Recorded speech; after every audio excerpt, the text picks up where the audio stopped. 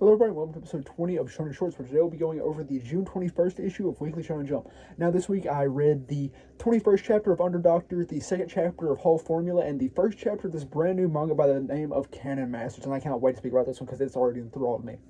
But yeah, so chapter for Under Doctor, we see as the new Under Doctor, who is actually named Dan, we see as he's going about and supposedly healing people, and he ends up going to these old people who have been having some difficulties, and these people in fact end up ripping off their faces and reveal that they are Haji and Shiwa disguising as these old people. And then Shuli ends up jumping out of nowhere, getting this new false Under Doctor, and then like putting him in an arm bar or something like that, and like interrogating him. So we learn Dan. Dan is in fact a man who had aspired to be a doctor, but because he was unable to, due to his financial circumstances, he was unable to become a doctor, so he went out on his own and started posing as the Under Doctor so that he could get a lot of money. And he got this money to kind of help the general like medical system within his area, since it is a very poor area and they can't much afford healthcare, but also to obviously line his own pockets and just generally benefit to prosper off this. So we see ultimately as he ends up going back to his hometown, where we see that people refer to him as Dr. Dan, and he's like, yeah, I ended up putting hope into the hearts of these people by becoming Dr. Dan, and this is one reason why I keep acting as you, Haji, and telling them, yo, I'm a doctor. And he just wants to make them feel better by giving them reassurance. But yeah, so we see ultimately as he walks through the town, and he then runs into this woman by the name of Charlie. Now, Charlie is apparently a close friend, possibly a lover of Dan's, and we see as he ends up going up there and kind of talking with her. And apparently she has some bad condition that she's been suffering for years upon years, I believe over a decade at this point almost. And so we see this, and then ultimately we then, as he ends up digging up the money to give back to Haji and Shiwa because they had knew all the people that he kind of scammed, so ultimately they were going to return it. But after this, we see as Dan gets down on his hands and knees and begging Haji, and he's like, yo, please, I just need Charlie to be okay. I'll do anything. I just need her to be okay. So ultimately, Haji's like, well, I am the Under Doctor after all, and I'm not going to see a person suffer because I am a doctor. So we see then as they end up going back to the room of Charlie, and Dan reveals that he has an apprentice, and this apprentice is Haji. So that's where the chapter ends. So then we go on into the second chapter of Whole Formula. So we see as this starts off with Miharu celebrating getting this massive win, and we see as he kind of goes about celebrating, we ultimately see as his not his recruiter, but his manager, secretary, whatever you want to call it. She ends up coming in and she's like, yo, they have officially, I guess, canceled your termination because you have won this, and you have now got a massive bolster to your reputation. So just keep winning, and we will not cut you. Yeah, so we then see as he ends up going to pick up Haruka from daycare where he went. Well, not really daycare, but the Alder Lights place. There's a specific woman there who's willing to take care of Haruka, and we see that she has kind of apparently kind of a crush on Miharu. Her name is Kiriko. I believe she's 22. Miharu's 19. And so we see they interact briefly, and she like congratulates him, all that, very nervously.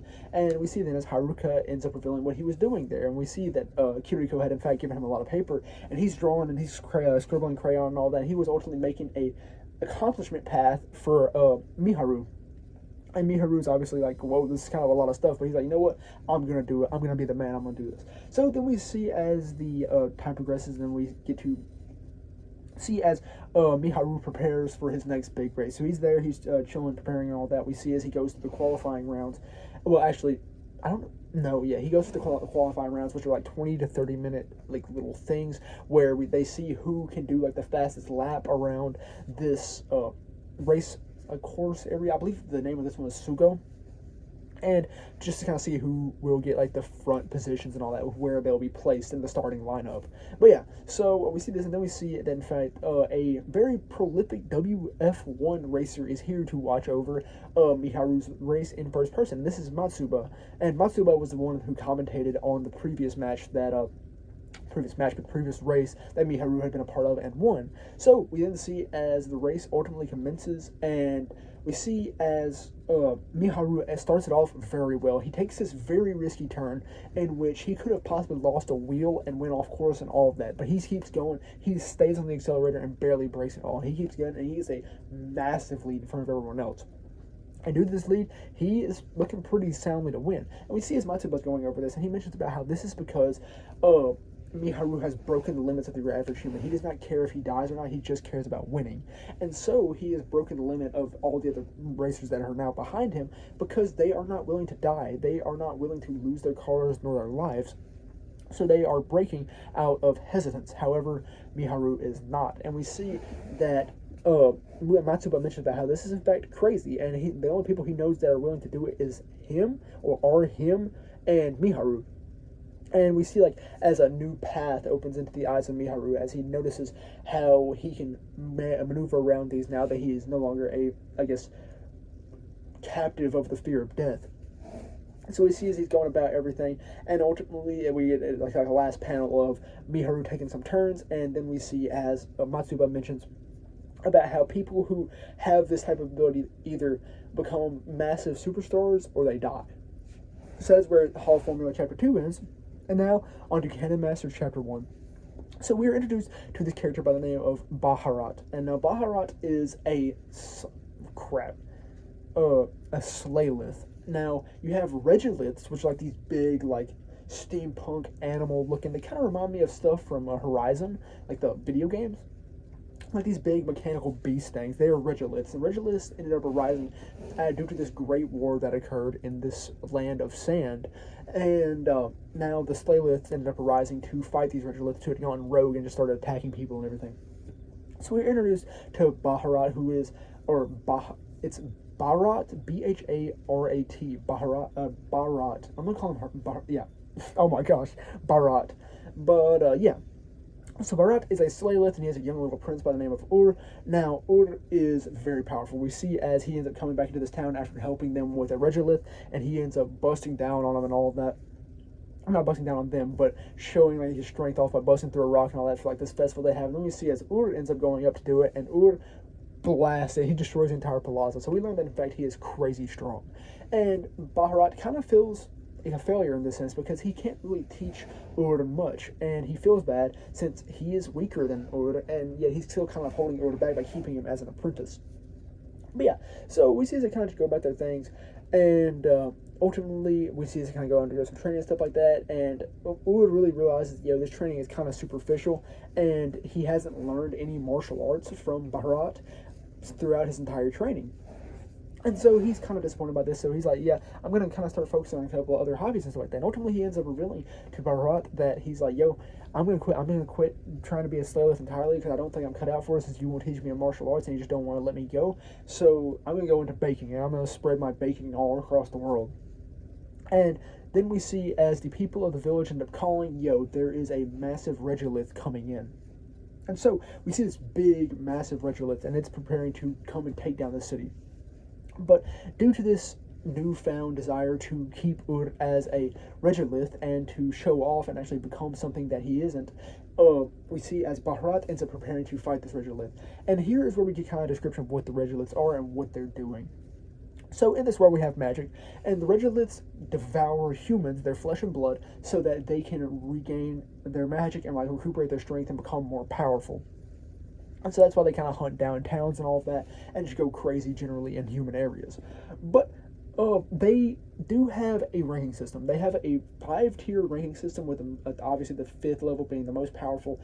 And most people, you have ranks 1 and 2. Ranks 1 and 2 can both be taken down by solo Slayliths. However, once you get above those ranks, you usually need groups of Slayliths to beat these Regoliths. And they have things like magical blast cannons, magical barriers, which are usually found starting at level 2. And so we see then as Baharat ends up going in to fight this Regolith. And he's doing really good. He has this thing known as, it's like a wind flute. It's wind magic. He's from a lost wind clan, as Ur describes it. And we see as he's using this wind magic to fight the Regolith. We see as he ends up using like this wind blast thing. He ends up making like this bird looking thing to go and fight it and all of that. But ultimately this is not enough. And so we then see as he ends up coming back over to where all the people are watching from and everything, and he actually ends up dropping his flute on accident, and Ur ends up picking this up. And so we then see as Ur tries to fight back on his own, and he's actually able to do pretty well against the Regolith, but obviously there's a lot of debris and everything. And we see then as they're back over there, and they're fighting the Regolith. And now we get like a bit of a brief backstory on Ur and Baharat. Now, Ur and Baharat first encountered when Baharat ended up saving Ur from a battlefield during the Great War that we heard that led to like the release of the Regoliths and all of that. And during this, Baharat knew that Ur was very powerful. However, he still saved him and protected him because he was a small child and he felt indebted, or not indebted, but like, I guess, determined to do this. And so we see as Ur becomes enamored with him, he becomes, well, not enamored, but like, I guess, hooked on Baharat, and that's why he becomes his apprentice. And so after this, we end up going back to the normal world where we see as actually Ur ends up using the wind flute, and he uses it and blasts this thing called Twister out of it, and we see as it absolutely obliterates this Regolith, successfully nullifying the threat that was at the village. So after this, we then see as Baharat ends up speaking to Ur, and he's like, no, well, actually he ends up thinking his internal monologue, no, this is not Twister, this is something far more powerful. And Baharat's like, well, I'm just going to tell him that it was a fruit of his labor and all of that, but he's like, well, now that I do have something here, I do still have a purpose. I don't really need to be a teacher, but I can still act as a shining example for Ur that he can base himself off of and become a better person based off it. Yeah, that's all it really was for the first chapter of Cannon Master. I absolutely loved it. I would highly recommend reading it if you haven't. But yeah, that was all I really had for the June 21st issue of Weekly Shonen Jump. I know it was a little bit longer, not much of a short Shonen Shorts, but there was a lot to talk about. But yeah, that's all that really was for that. And that's all I really have for episode 20 of Shonen Shorts. So thank you very much for watching.